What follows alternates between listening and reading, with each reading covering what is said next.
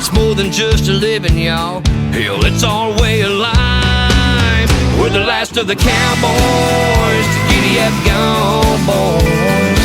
18 wheels on the concrete, it's a slow and dying breed, rolling like Jesse James, a modern day outlaw game. If you're out here riding with me, come on back and make some noise. We're the last of the cowboys. Welcome back to Merging Lanes, where we share stories and have conversations with passionate and inspirational people in the trucking industry. And today's going to be a great one. If you're listening to this, do us a favor and follow us on Spotify. Subscribe and give Merging Lanes a 5-star rating on iTunes and give us a thumbs up on YouTube. Colson, how you doing today? I'm hot. I mean, if you're anywhere really in the country, but the Southeast, it is warm and humid. But I'm glad to be inside in the air conditioning to record this episode with some great friends that are going to be on here to learn about what they're doing to spread the good word of trucking in high schools. But everything's going well. I mean, we're pumped up to our state convention is coming up next month in September 23rd through the 26th. And that'll be the first time we've really been able to get a really large group of Alabama truckers together. I know a lot of people are doing that around the country right now. And also last night we had our state virtual truck driving championship, which people have asked, were they driving the trucks virtually? And it was the knowledge-based portion, because we weren't able to celebrate the professional driver this year with a truck driving championship, as we traditionally do annually, which is great. And then they get to go on and compete at the national level. Well, we did a virtual skills knowledge competition, and the top 10 finishers went on. We had 21 participants, 21 professional drivers from Alabama compete, and the top 10 will go into the national competition in a couple of weeks. So we were pumped that went off. It isn't exactly what we wanted to do, but anything we could do to celebrate the professional driver is amazing. So I was excited that went well. And I know there was a couple of folks that just got in that 11 and 12 spot, so they're not going to be in the top 10 in Alabama. But we want to bring the national championship back to the state. So we're pumped. So is a trivia competition? Well, it's trivia. Okay. So it's basically, we put some fun questions in there. There was all the states that competed had kind of a standardized set of questions that they would normally compete with when they do the knowledge-based test of the truck driving championship. And then the states could add, fun questions, interesting questions related to your own state. And so there was kind of a core group of questions. And these are basically questions that you would get if you competed in the truck driving championships when you do the written portion. So Dave, you who's going to be on with us in a minute, he would be excellent at this. So we might send you the test, just let you take it on Kahoot. So oh man, that sounds fun. And I to be honest, I'm pumped to go. I'm pumped for September to get to the beach and go to Destin. I'm in a little bit of a dilemma because I'm like, okay, I'm the fitness guy. I've got a little bit of the quarantine 15. I'm staying during this clinical. I'm staying with my sister who does like a food blog. She's like baking and doing stuff all the time. So I'm like, every time I walk downstairs, there's like fresh cookies, they're smelling stuff like that. And, unfortunately, I'm one of those people that if I get going, I don't just eat one cookie. I'm like 12 deep and I'm like, oh, I have to give this up. I'm not drinking anymore. I'm not eating sweets anymore. I'm not doing anything. So I'm trying to figure out, do I cut down for the next month or just live my life? And that's kind of also stemmed into a little bit of a conversation I've been having with people of, Mark, what's your favorite ice cream flavor? Chocolate. You're just a plain chocolate guy. Chocolate. That's it. Okay. Well, so mine was cookie dough, and it was cookie dough for the longest time. And then I experimented with Oreo. Oh, yeah. And it has changed my world. Cookie dough, every other bite, you just get vanilla ice cream. Oreo, you're like, every single bite, you're getting some of that Oreo stuff. I definitely want to hear Lindsey and Dave's opinion on this, but trying to introduce our guest today, a problem that, Mark, you and I have talked about a couple of times on previous episodes is the lack of drivers coming into the industry. It's a problem that is really on the forefront of your mind, as you're trying to figure out ways to get the youth in Alabama interested in trucking. And, for me, I look at the trucking fitness company and, really trying to make an impact on the image of who a truck driver is. And these two guests today are, really innovating the way that the trucking industry is recruiting the next generation. And we're pumped to have Lindsey and Dave, the co-founders of the Next Generation in Trucking Association. How are you two doing? Great. Thanks for having us. Thanks for having us. Yeah. What's your favorite ice cream flavor? Well, I'll go first. My favorite is fish food. Well, It's Ben and Jerry's. Further Okay. explanation. yeah. Chocolate. It's chocolate ice cream. It's got chocolate chunks and a caramel and marshmallow swirl. Okay. That sounds pretty good. Delicious. So mine is black licorice. Black, you guys. And I've only had it once when I was a kid, and I've been in search of it ever since. But I had it up on a family road trip, and literally it was delicious. And I haven't found it since. So I'm still in search. Okay. Lindsey, my daughter watches Elf, the movie, all the time. It makes when you describe that ice cream, it makes me think of the scene where she's like, "Oh, you like syrup? There's sugar and syrup?" And he's like, "Yes." And it's like, "Oh, then yeah, I like sugar. Yeah. I like syrup." So yeah, that's I'm gonna have to try that. Oh, it's the best. Well, Lindsey, we both wanted to say congrats on being recognized as the top woman to watch in transportation. From what Mark and I have both seen, it's well deserved. And I'm really excited to show the people listening, why you got this honor, but congrats on that. Thank you so much. It was such an honor. Awesome. So, well, I know you both are the co-founder of the Next Generation Trucking. I like calling it Next Gen. Are we cool with calling it Next Gen? It rolls off the tongue a little bit better. Yep. Dave, I know you're in California. Lindsey, you're in Kentucky. So I want to hear, how you two both met, and then just the origin story of, how the idea of Next Gen was created. Sure. And I can start on that. So I've been in trucking about 10 years. I started off doing driver staffing, and now I work for Ryder and sales. And every conversation I have going into a company, whether it's a receptionist or a C-level person, it's always the fact that there's just not enough drivers and young people getting into the trucking industry. And the average age of a truck driver is 54 years old. The average age of a new entrant is 38. And so after having all these conversations and hearing the problem over and over and over again, I felt like there were different things here and there, but there wasn't a cohesive mission that I felt like the industry was working on together to really solve the problem. And that's when I was introduced to a guy by the name of Dein. Just in theory, somebody had told me about his program and said, "Hey, I can get you in touch with them." And at that point, I reached out to Dave, and we kind of put our heads together and we're like, what could we do to really be a force for getting young people into the trucking industry, introducing them, creating programs. And we decided that we should create a nonprofit trade association with the mission of creating more of his program. And I'm going to let you tell him about his amazing program that he's put together in California. Yeah. So I'm the truck driving school instructor and coordinator. I've been there for 4 years. So we started the program 4 years ago.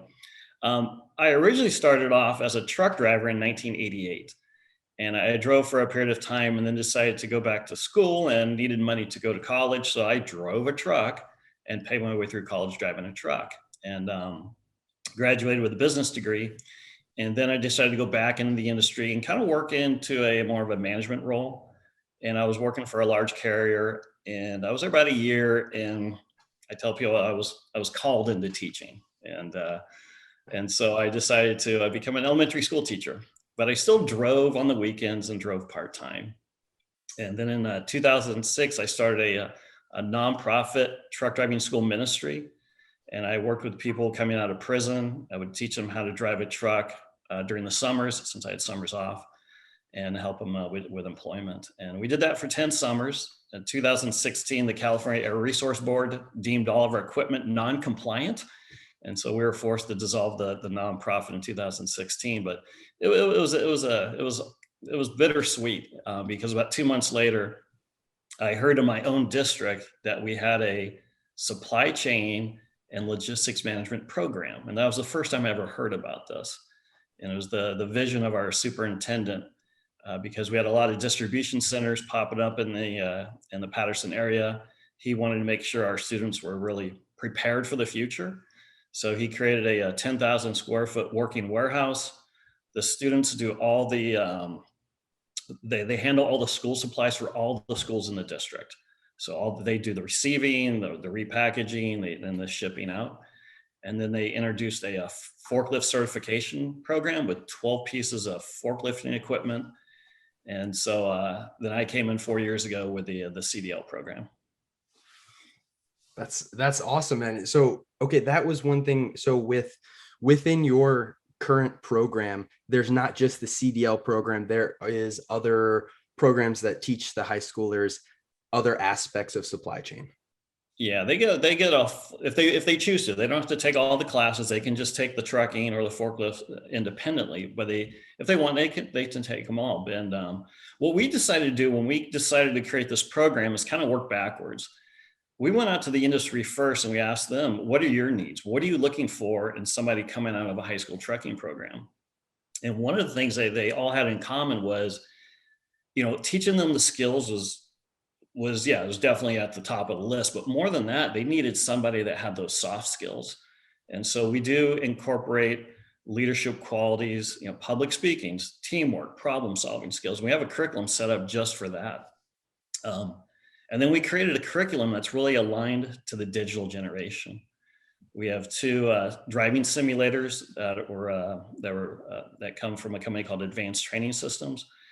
And these are amazing. These are high-tech pieces of training equipment, and you can teach somebody the skills the right way. Because I worked with adults when I did the ministry, and one of the things I realized is that when you take a person and put them into the truck day one, it's sensory overload. They're trying to focus on 1,000 things at once. They can't focus on the proper way to shift. And so with the simulator, we can isolate those skills one at a time. The simulator provides immediate remediation. So if they make a mistake, we can correct them. And all those skills transfer into the real truck. And so it's been a great tool for us.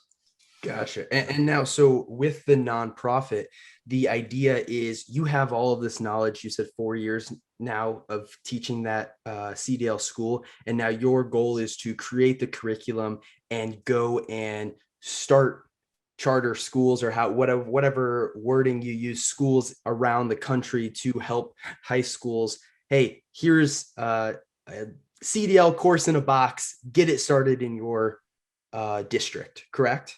Exactly, because that's one of the biggest hurdles that faces schools is that, number one, they don't talk to industry very much. There's a huge disconnect.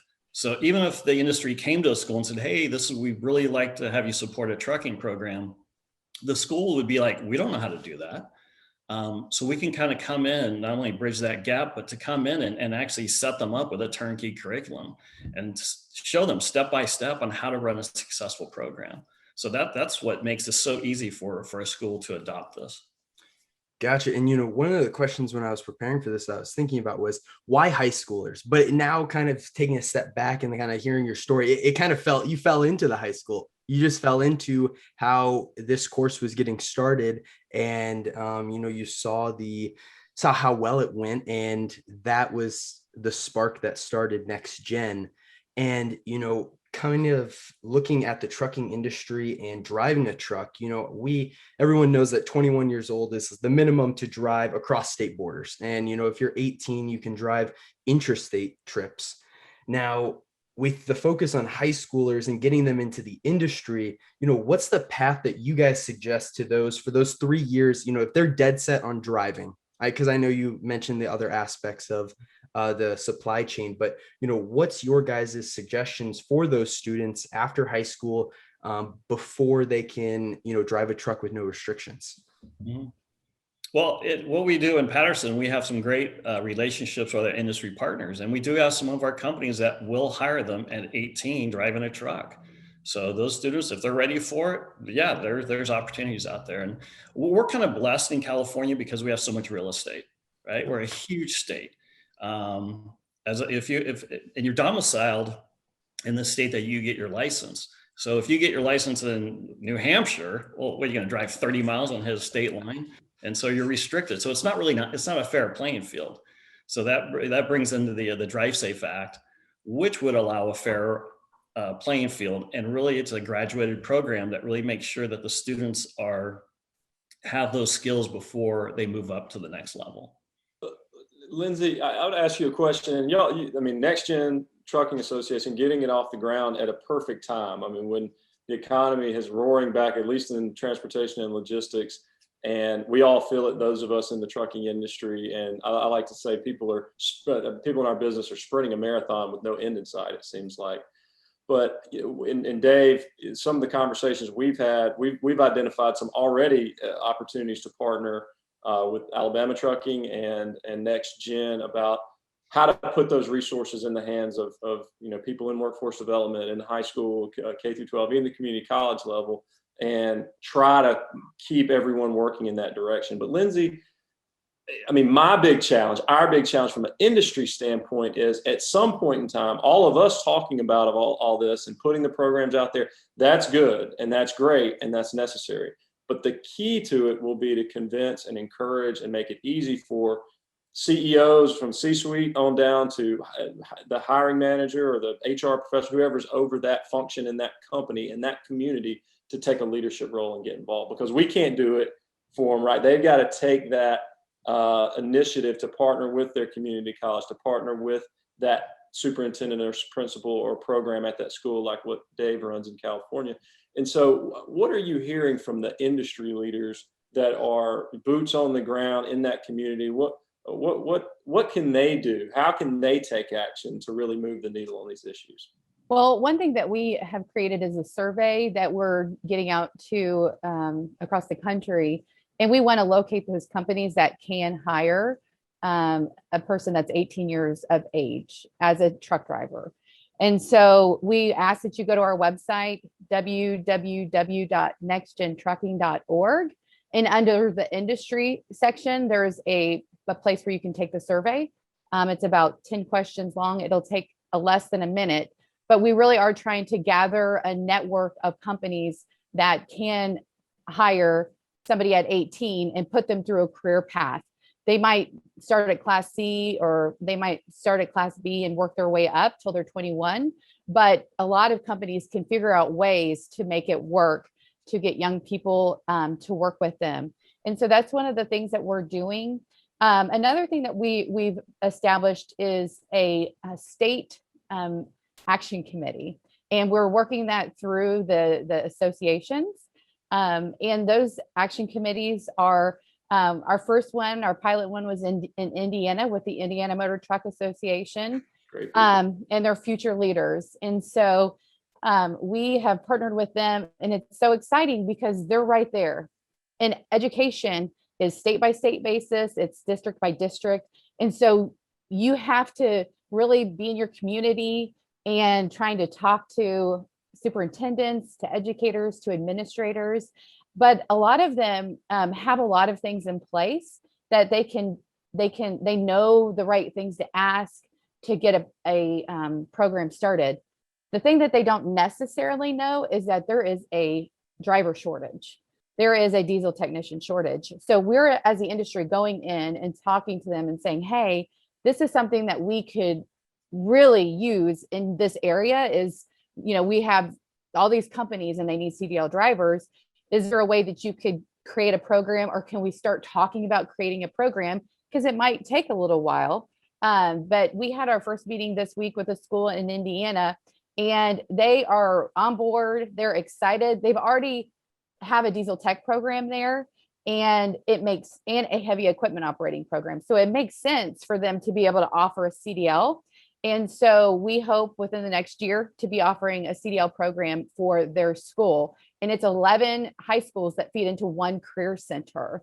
So what we're looking for is other schools around the country. And then ideally companies in those areas will come and partner with them. And hopefully that will be a force of young people to come start working for those companies. And we're looking to do that all across the country, is to create state action committees in every state. Gotcha. And well, And I think from another podcast or interview you did, you guys kind of talked about how, a lot of other high schools have woodworking as an option. They have being a mechanic as an option. And there was what was it, 6 schools right now? Yeah. So getting into this whole career technical education world, and it is a world. So there's funding out there called Perkins funding. It's federal funding that goes to career technical education every single year. And there is $1.3 billion yearly awarded for career technical education. So it's a matter of applying for that funding. And construction has over 4,000 programs at high schools. Woodworking has 1,200. Automotive has 1,400. And there's only 6 CDL driving programs across the country, and there's 45 ASC certified diesel tech programs. So what we are proposing is us to go and be boots on the ground, partner with area industries and the schools and try to get them to start these programs. A lot of time the funding is federal funding, and they just have to start applying for that funding to go into the trucking industry. Gotcha. Oh, sorry. Go for it, Mark. Yeah. And that's, I mean, I found that here in our state. I mean, Dave and I've had this conversation recently, and, the construction industry, which, hey, great for the construction industry. They spend over $500,000 a year on a coordinated marketing effort to attract people to their training programs. The Department of Corrections spends nearly $750,000 just on trying to drive people to become corrections officers. All good jobs, and that's great. Trucking and I'm just using Alabama because I'm from here, but you could plug and play any state or nationally into trucking. We sit at tables, we complain about the driver shortage, we complain about workforce issues, but we're 1 in 15 jobs in Alabama trucking. We're 110,000 working Alabamians in the state, and we spend $0 on a coordinated effort to drive people to our industry, and we wonder why there's a problem. And so that's great. I mean, because you have to do it all. You can't just go to the folks who can go in the training program getting the jobs today. We got to start. I mean, even as early as middle school, to start hopefully shifting the narrative, shifting the mindset and the perception about what it means to work in trucking.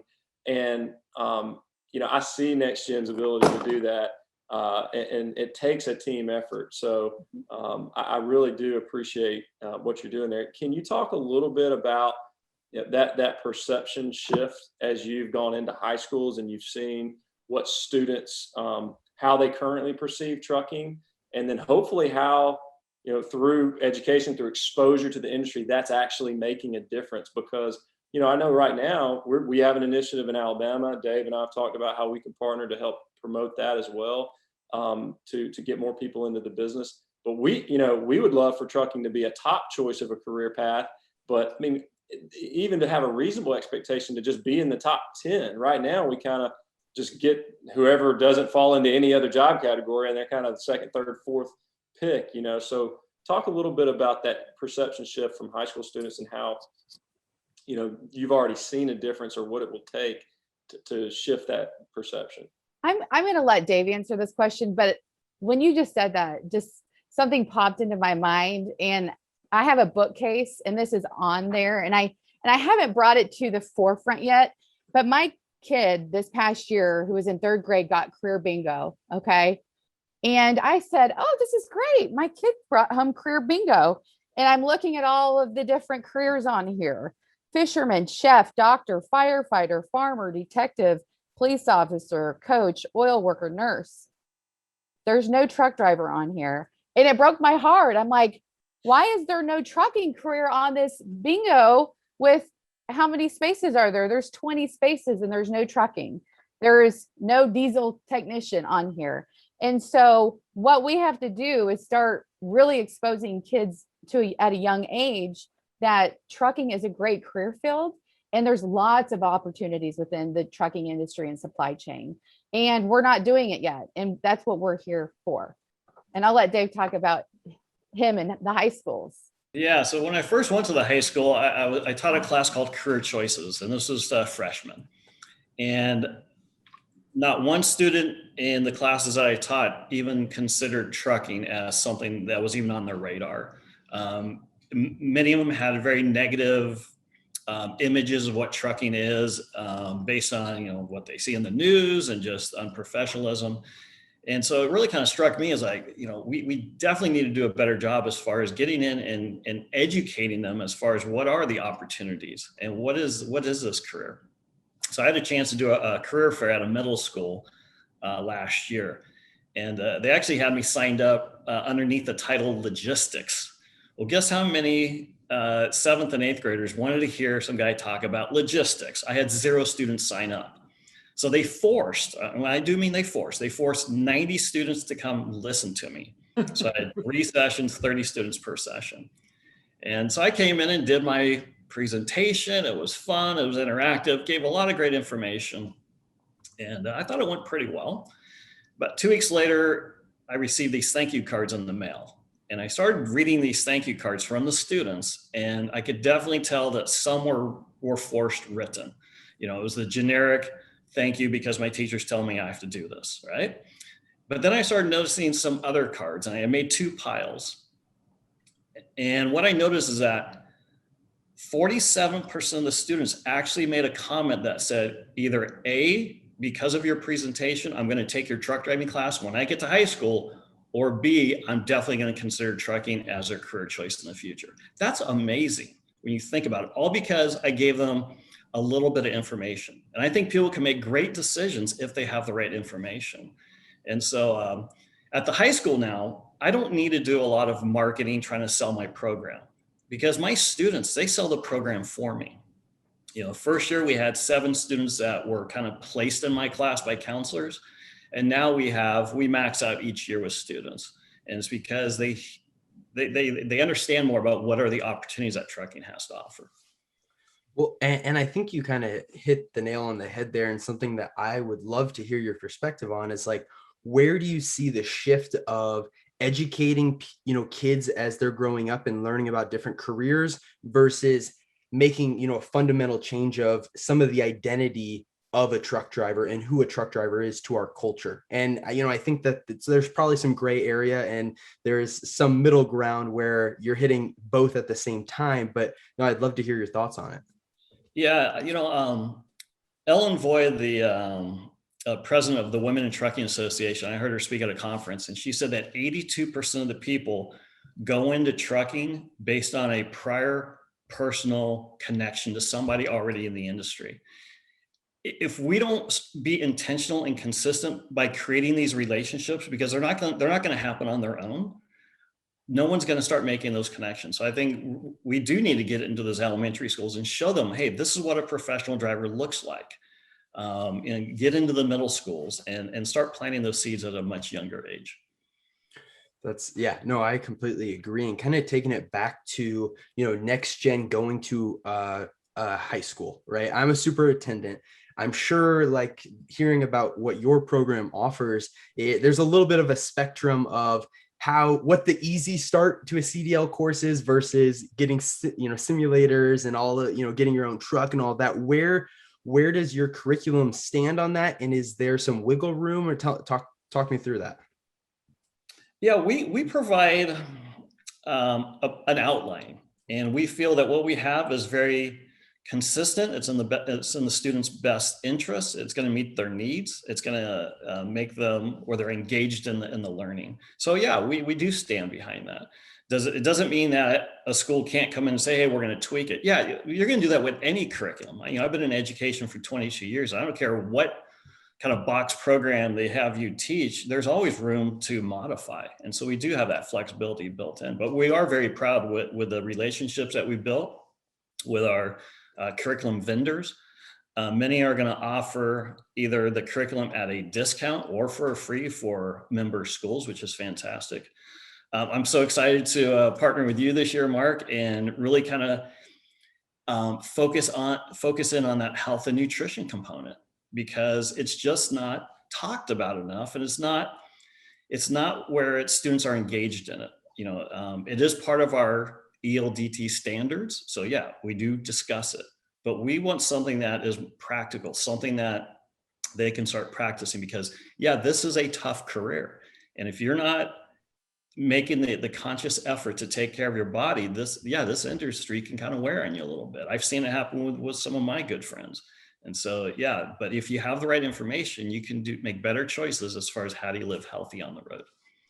Yeah, no, I agree. And I'm really excited too, because, I think that some of this information is, even if someone goes through your course and they don't end up in the transportation industry, these are life lessons that unfortunately don't get taught to kids in high school. And it ends up, 10, 20, 30 years down the line, they have these preperceived, thoughts on what health and wellness is. They're going down the rabbit hole of crash diets, and they just don't understand.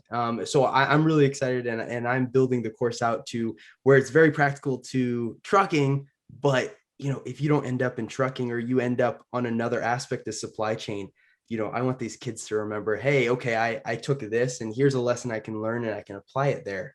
And that was one thing I respected when we had a conversation previously was, I guess I don't really like this word, but the holistic approach that you're taking to the driver. Are there other aspects of, the next gen curriculum that when you looked at the average CDL school's curriculum, you were like, I think this needs to be shifted, or I think there needs to be more emphasis on this?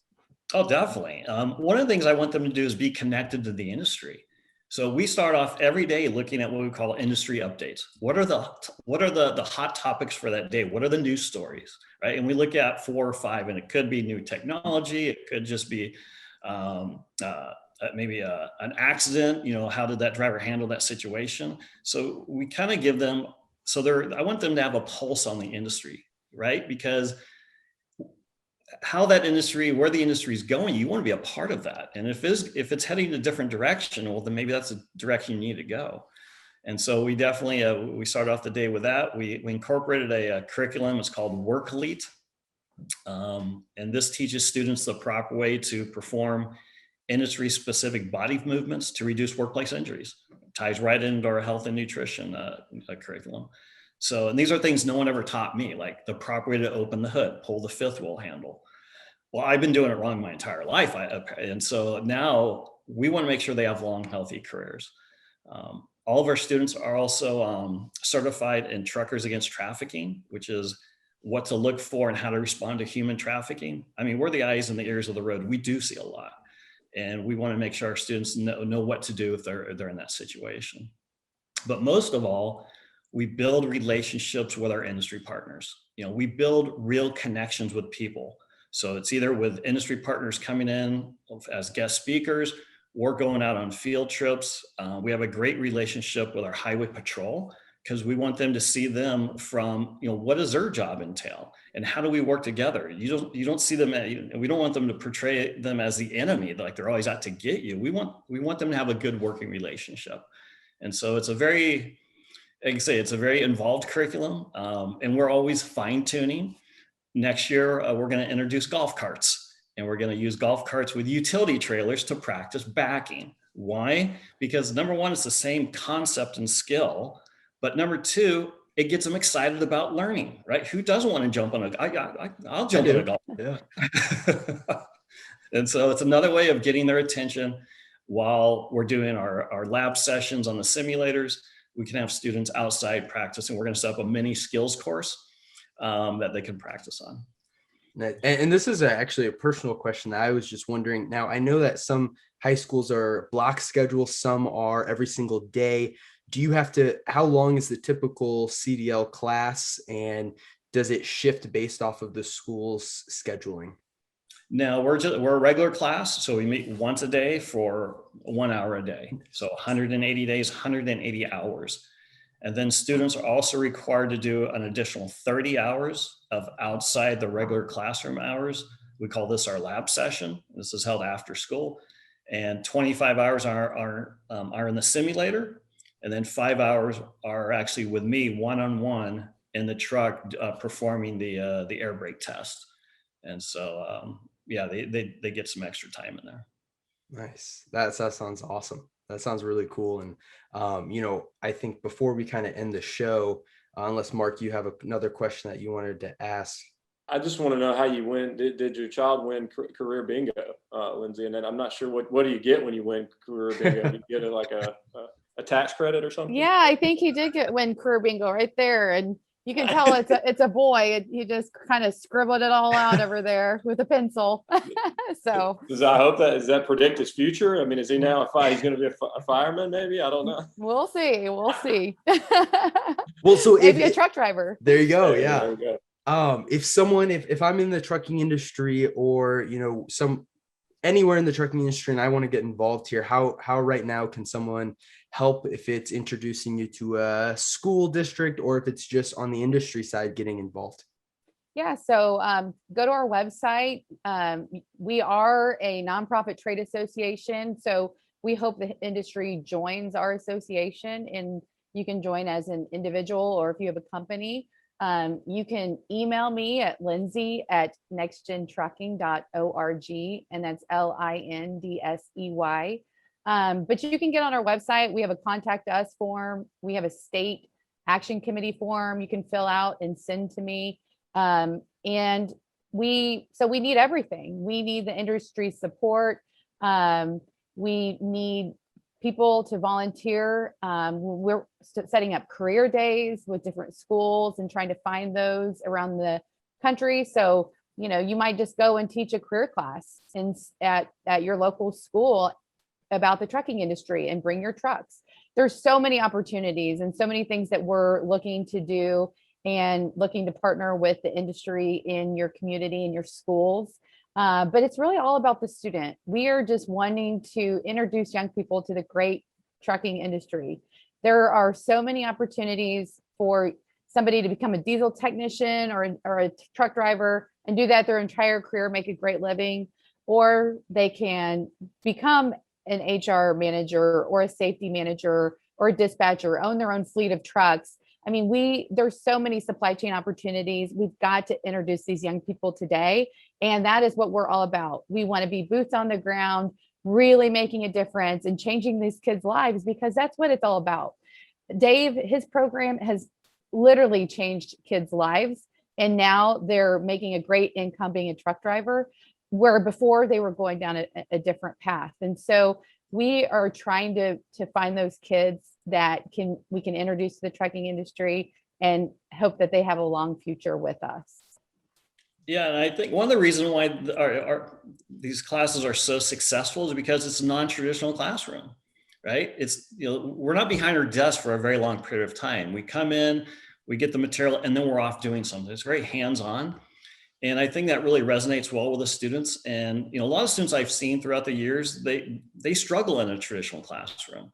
And they've been labeled as failures, and they're just kind of living up to that label. And when I worked with guys who were in prison, they all kind of told me the same thing, but in different words, which was when they were in high school, they got labeled a failure. So they grew up to become really good failures. Right. And that's like, what if we just totally flip that? And what if we just start relabeling people? And, I've seen it with some of my own students that, their lives have been transformed. And when you think about it, it's like, that's generational. You change one person and you think about all the generations that are now going to be affected by that. Man, it's huge. And so, no, I think we have an obligation to keep doing what we're doing. Well, I'm really excited to see where Next Gen goes in this year, the next couple of years, and just see how it continues to develop. And, I know Mark and I will be anything you guys need from us. We're here to push it forward, and we really appreciate you coming on. Well, thank you. Thanks for the opportunity. And look at our website, nextgentrucking.org, and join us in our mission. It's more than just a living, y'all. Hell, it's our way of life.